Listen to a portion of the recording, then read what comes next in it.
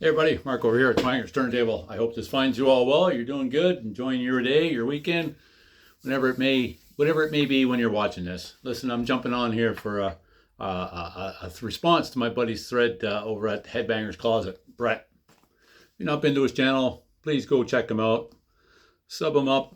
Check out the thread. It's basically the theme of the thread is a what do you call it? A metal albums to bring to a Christmas party thread.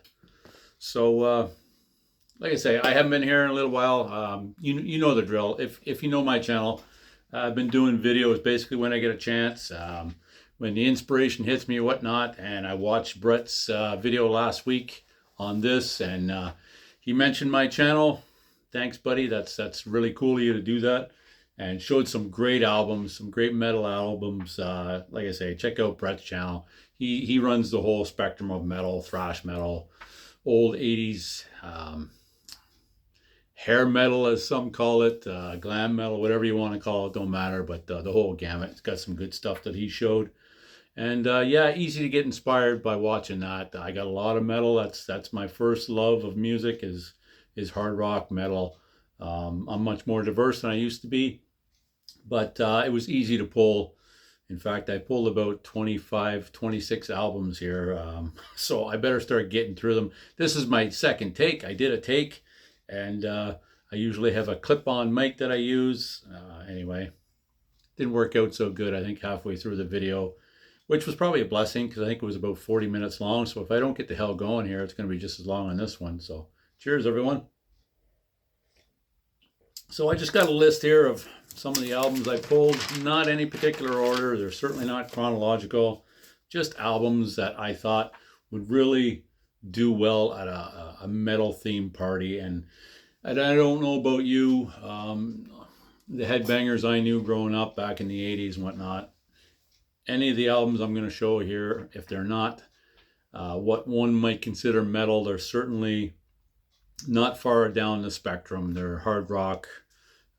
Certainly would be, I think, welcome additions to any party where it's metal. I don't have any of the like black metal. I have some thrash. I do like thrash, but I don't have any of the throaty stuff. That's not really something that moves the meter that much for me. Although some of it some of it I don't mind. I can think of a couple, but just pull the ones that I thought. The other factor here when I'm thinking about having a Christmas party, the guests. I thought things that my guests are going to enjoy as well, and unanimously would be, rockers. That they'd really dig. And so here at Twanger's Turntable, this is what you're going to see at a metal themed party. And to kick it off, I pulled a whole bunch of records. I don't necessarily have them in a particular order, save but for a few that I thought when I'm thinking about a party and how I'm going to play them, they're in somewhat of an order. I even pulled a few comps there. I'll just kind of skim over those. There's not much to say about them. I'll try and avoid saying too much about any of them. I do have a couple of cassettes, maybe I'll mention right off the top, that I don't have on vinyl. One of them is Anthrax, Among the Living.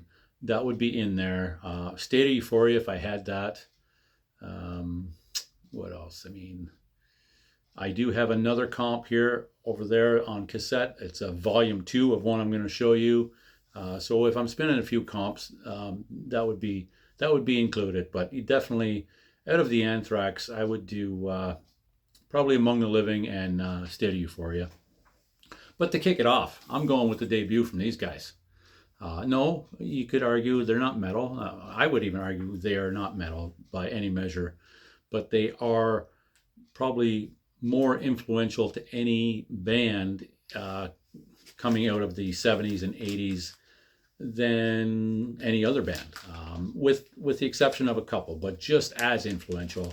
And kicking off the party with Good Times, Bad Times.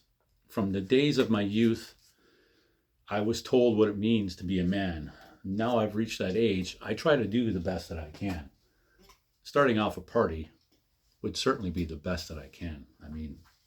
It just rocks, that whole thing. And yeah, in spite of all of its naysayers about ripping off prior artists and whatnot, That's not what this is about. I'll leave that to somebody else.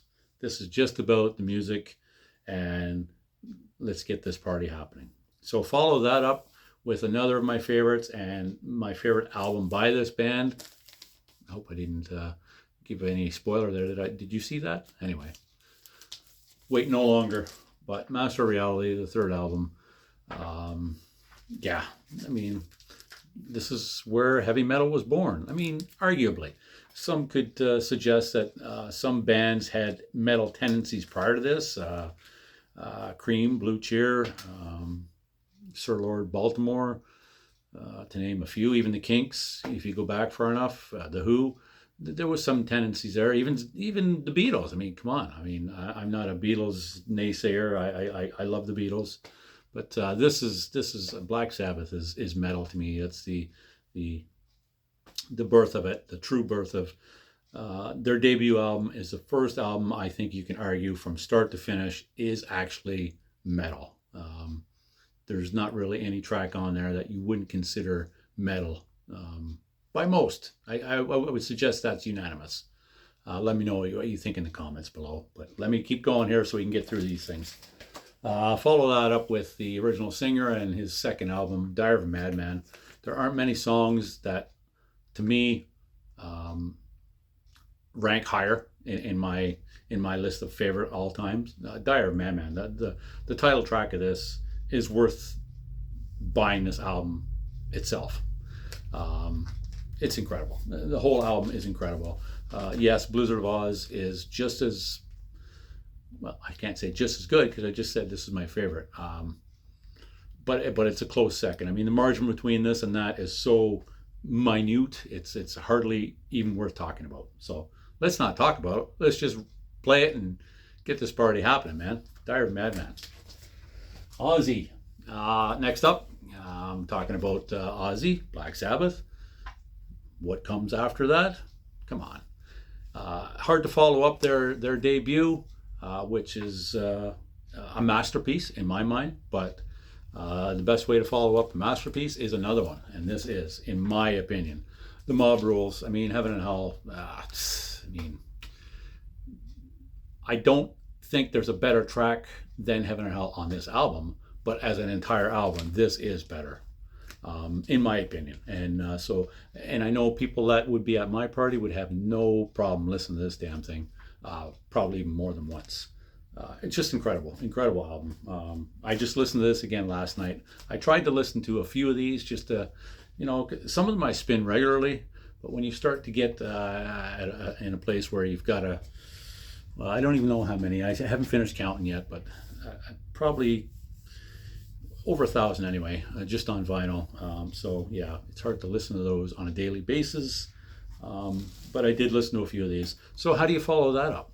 Well, you follow it up with one of his solo albums and The Last in Line. Again, the title track on this one is better than anything off of Holy Diver, in my opinion. The debut is an incredible album, but this, to me, I just like it better. Just a little bit better. I love them both. I even like Sacred Heart. There's not much of Dio's catalog I don't like. I recently picked up that little EP set there. It's pretty cool, but you'll see that in another video. But The Last in Line, there won't be too many disappointed in playing that. So another one of these bands that are debatable heavy metal. I don't consider them heavy metal, but again, they're one of those bands that any of my headbanger friends, people out in the metal, this would not be out of place at a party. And I chose this one, even though it's not my favorite from this band. I just think it's the one that most people, it's just a good party album. And you could argue that there aren't any out of their catalog that aren't good party albums. So I just chose this one for a couple of reasons, but I'll tell you what it is. Let There Be Rock.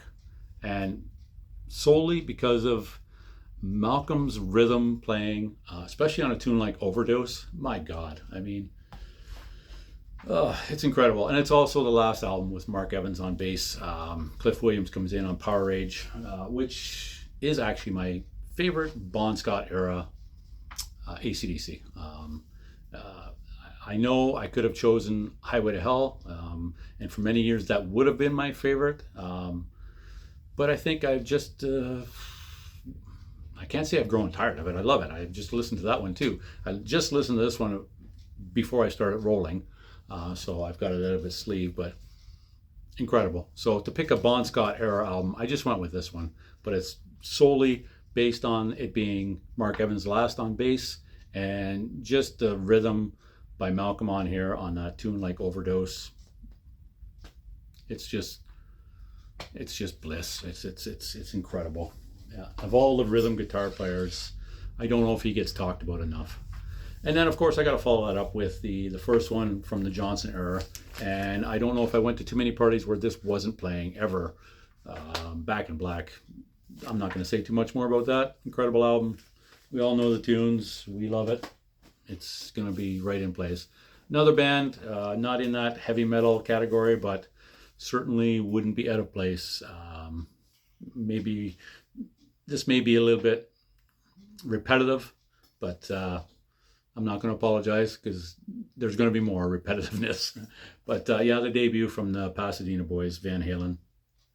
My Van Halen is Wings, not Rings. No, all due respect to Sammy. It's David Lee Roth is Van Halen to me, and the debut, the follow-up, Diver Down, Women and Children First, Fair Warning. I don't know. They're all so good. Even 1984. I know even actually some people 1984 is their favorite of that era. Personally, not for me, but this I think would be fairly unanimous with people to at least be, if not their best, the most influential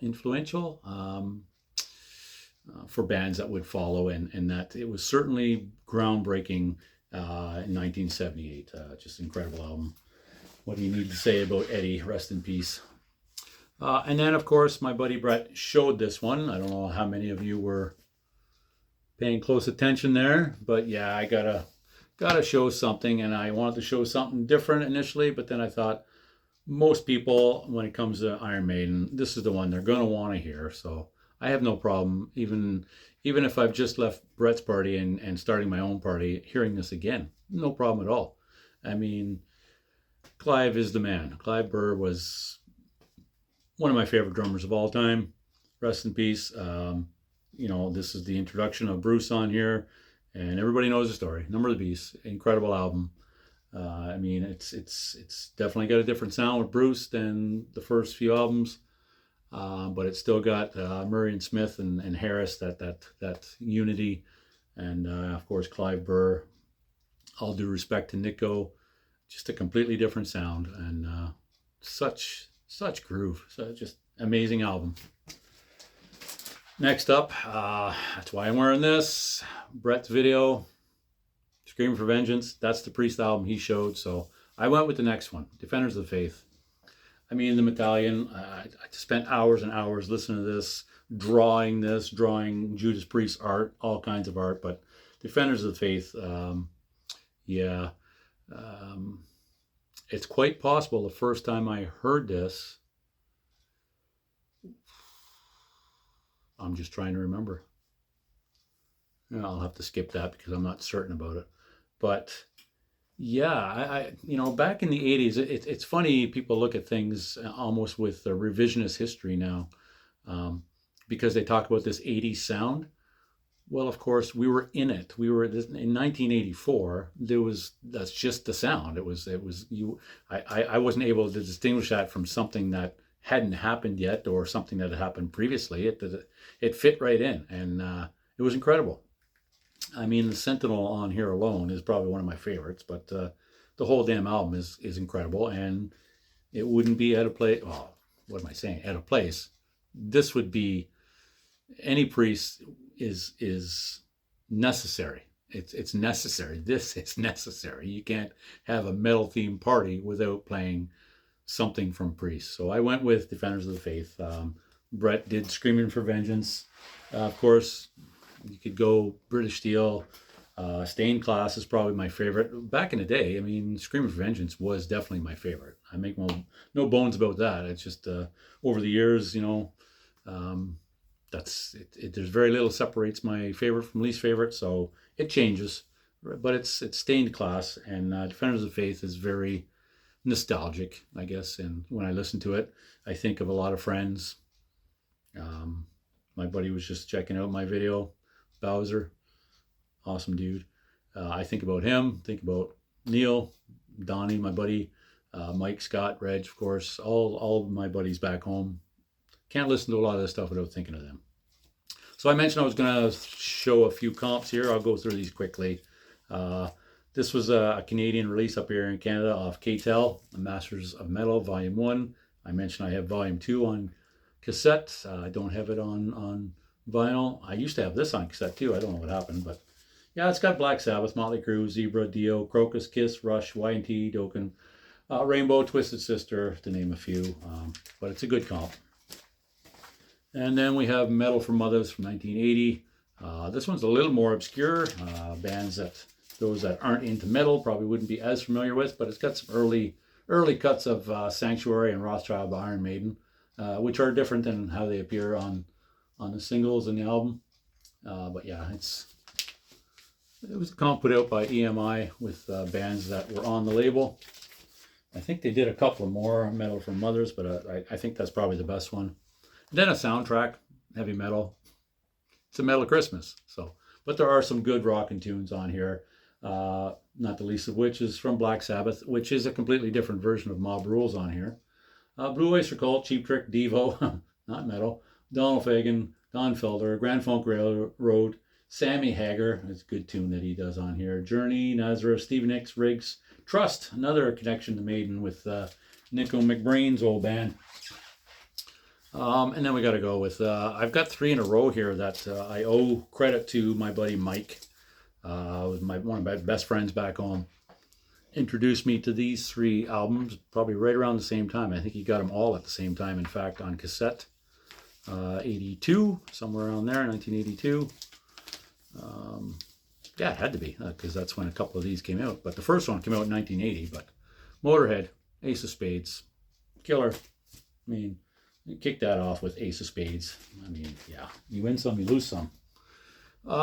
Next up, Scorpions, Blackout. I could have gone with a lot of Scorpions. I like them all. No, I don't like them all. Let me check that. Up to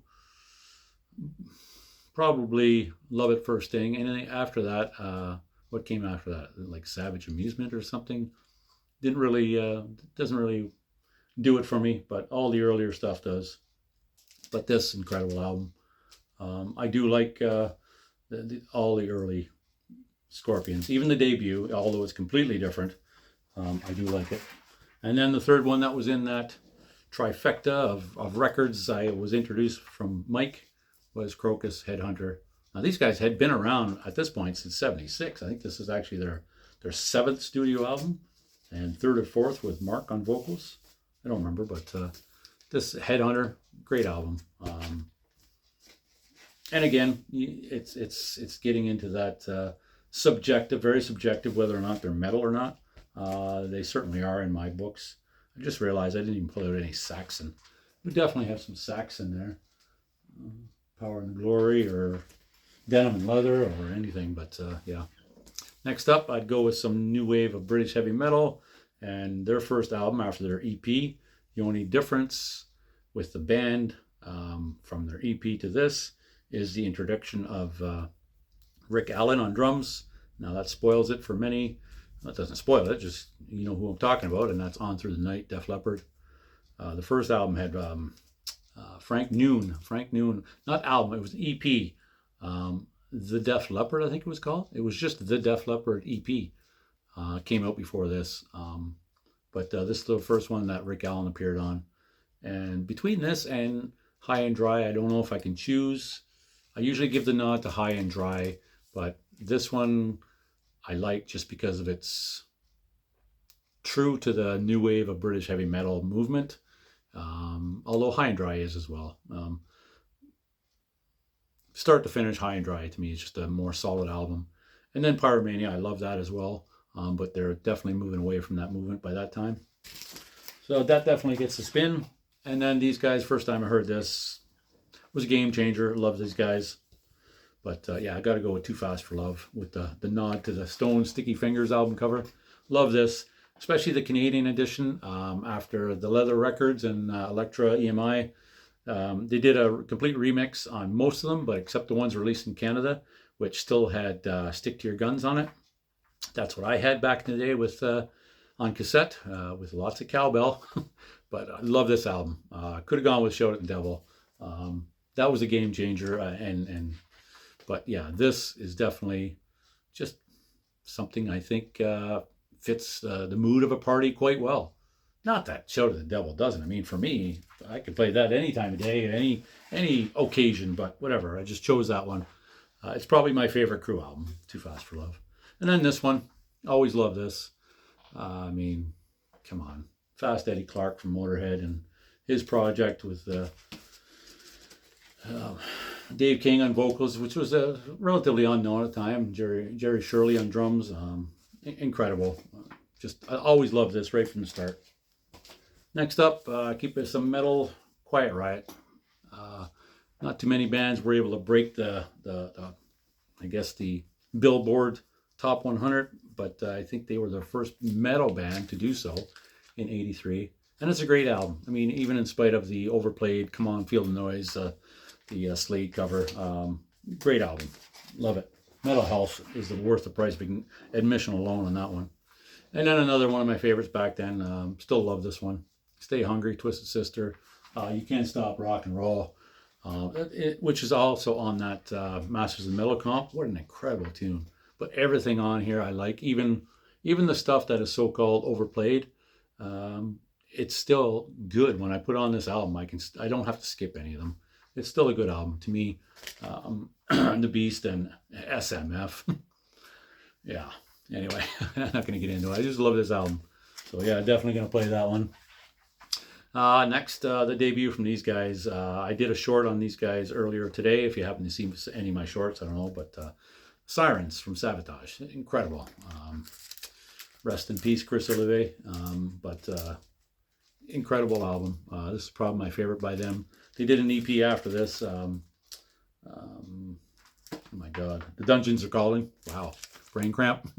Which I like almost equally, but it's shorter. So this wins out.